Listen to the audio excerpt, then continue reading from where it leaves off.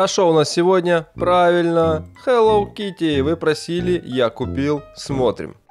Привет всем, вы на канале KitaiQX, и у нас очередная посылочка из Китая. Этот обзор будет быстрый, за 3 минуты, может даже и быстрее. Посмотрим, померяем, как оно смотрится и вообще, что это такое. Ну и перед тем, как мы начнем, не забываем за спонсорство и Buy Me a Coffee. Также подписаться на канал, поставить лайк, мне будет приятно. Поддержите, пожалуйста, канал. Ну и не забываем поделиться этим видео. Приходит вот в таких вот пакетах, прям, блин, ну просто вещь, что из нее хотите, какая тут упаковка. Взял в розовом и черном цвете, вдруг захотят мальчики, вдруг захотят девочки, пожалуйста, есть такое, есть такое. По размерам, конечно, тут размера большого вам не будет, это более, наверное, все-таки девчачья тема, но тем не менее. Сразу скажу, что у нас тут М, С, XL, 2XL, но по факту роста надо смотреть по сантиметрам, тут от 90 до 97 сантиметров. Короче, черный у нас 2XL, это максимальный размер, розовый у нас получается XL, это средний размер. Максимальный размер подходит примерно на рост 1,65 м, не более. Вы посмотрите именно на мне, как черные смотрятся, они чуть-чуть маловаты, хотелось бы больше. По материалам, как вы видите, я вам показываю, они очень приятные, это такие пижамные штаны, не знаю, может вы там пижамные вечеринки делаете или что-то в этом стиле. Короче, по материалу они